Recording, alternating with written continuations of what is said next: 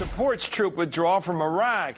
He's a member of VoteVets.org. They today launched an ad campaign in which 3 retired generals, 2 of whom were commanders in Iraq, directly take on President Bush personally. We'll see that ad in just a second. And Pete Hegseth, a former U.S. National Guard, who opposes troop withdrawal. He's a member of the Vets for Freedom. Now let's watch that VoteVets.org ad featuring retired Major General, former Iraq Commander Jon Batiste. I have always said that I will listen to the requests of our commanders on the ground. Mr. President, you did not listen. You continue to pursue a failed strategy that is breaking our great Army and Marine Corps. I left the Army in protest in order to speak out. Mr. President, you have placed our nation in peril. Our only hope is that Congress will act now to protect our fighting men and women. Senator Collins, protect America, not George Bush. Well, I want to ask Lieutenant Hegseth, what do you make of that? One of the top commanders from Iraq is now criticizing the president for not listening to the troops over there. Well, I think that he makes a fair point. I was up in the region he was in north of Baghdad, and we did not have enough troops for quite some time. But President Bush has listened and is listening, and he now has a general on the ground that has the right strategy, and he needs the time to see that strategy through. And we cannot fight a war from the rear-view mirror.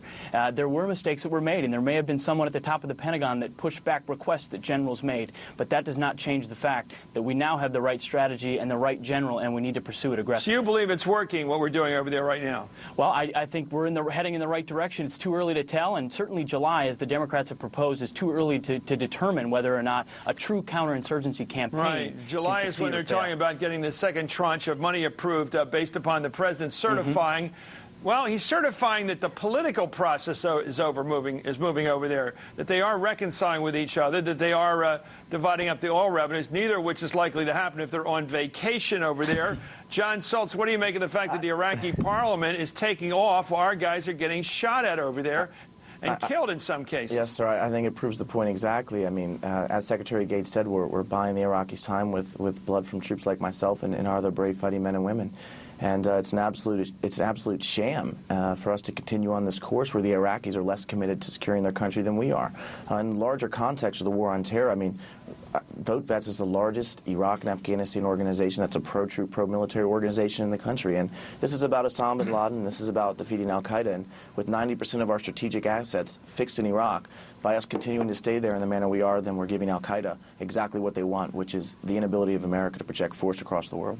Gentlemen, let's listen to what the American people are saying right now. When asked to do what they think the United States, whether we made a mistake or not in sending troops to Iraq, it's now up to 58% of the Americans who said it was a mistake. That number keeps growing, as we all know.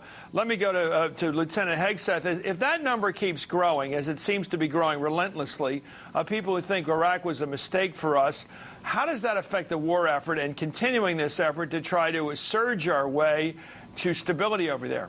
Sure, I think it's definitely going to undermine that effort, but I would come back with a statistic that came out of the same poll that said that 55% of Americans would be ashamed if we were seen to have lost in Iraq. And so I think the American people would like to see a strategy that's successful, and we finally have one, when a general that can implement it, and enough troops to do it, and we're projecting troops into the population in Baghdad, and that general needs to be given the time to have that strategy work. What do you think of the charge within the other statement within this poll, the Gallup poll fact here, or finding? It's not a fact, it's a finding. The 22% believe that our forces in Iraq are preventing a terrorist attack here at home, which is a big part of what this administration argues. Fight them there, not here. Only about 1 in 5 people accept that argument. But then 17% disagree. They think that having troops over there is causing more trouble. Causing more attacks over here because it's driving up the enemy suicidal hatred of Americans. Well, there's no doubt that al-Qaeda has drawn the line in the sand in Iraq. And so regardless of those numbers, we are fighting al-Qaeda there, whether we were in 03 or we weren't in 03. They're there now. Are we encouraging recruitment of suicide terrorists by being in Arabia, holding territory in Arabia, occupying a country, or are we reducing the number of recruits to al-Qaeda? Sure, with a certain potential, with a certain percentage, we are doing that.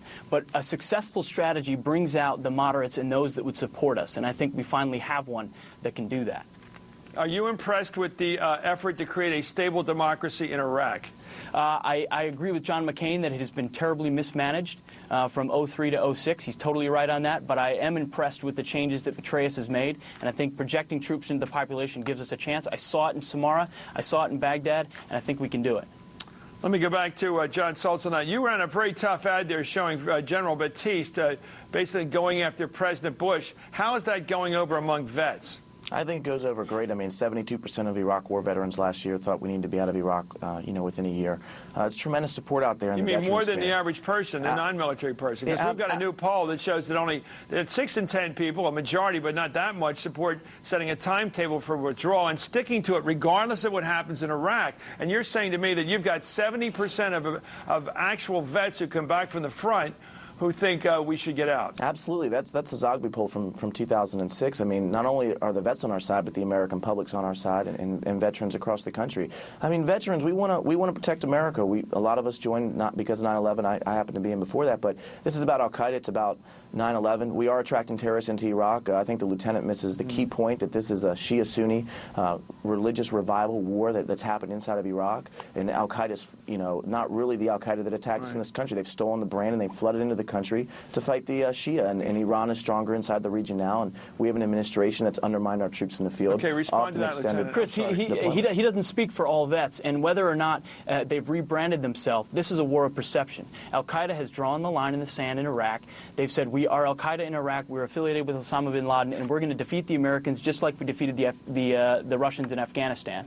This is going to be the second fall of a great empire, and I don't think we're going to allow that to happen. Do you think the Russians were smart to go into Afghanistan? Well, that's a whole other question. No, it's not a whole other question. Do you trust the leadership that took us into Iraq? In other words, they watch the movie commercials from the people who brought you, and if you saw a movie you like, they'll get you to watch the new one. Do you buy the good judgment of this administration in taking us into Iraq? And if not, why do you trust their judgment now?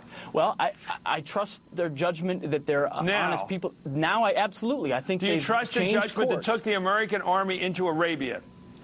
Yes, that's where the enemy is. That's where the enemy continues to be. What enemy was it that we went into to fight? Well, they made a mistake in linking Al-Qaeda to Saddam Hussein was it good judgment? One simple question, which you're going to have to live. You're a veteran. Every American has to deal with this question as long as we all live. Was it a good idea, good for America, to put the American army into Iraq? Yes or no? Was that a good idea? I think if done correctly, it could be and would have been. And I think it still can be. Wait a minute. It happened. Was it a good idea to do it? This is history, sir. It happened. Was it a good thing to do or not? I think it was, but it was poorly managed. And we need to, regardless of whether it was or wasn't, at this point we're there, and that question is over.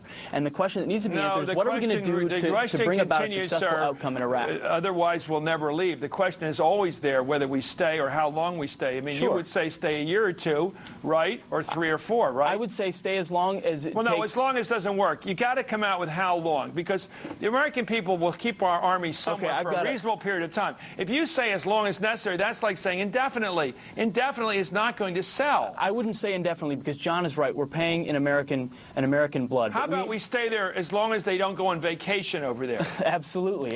You're at 100% right. I don't want to kid around war. I'm sorry I said that. You can't kid about these guys. But boy, the PR, the public relations of that parliament, skipping town for 2 months. When we say this is all about right now and the surge winning by September, well, there's only 4 months till September, and they're taking half that time off. And we say we're staying there so they get their act together politically and start dividing up the oil revenues and dividing up the power. How can they do that when they're on retreat? No, that's pretty frustrating, Chris. I know. We're all in the same boat, guys. Thank you. We are all in the same boat. Thank you, sir. Thank you, Mr. Soltz. Thank you.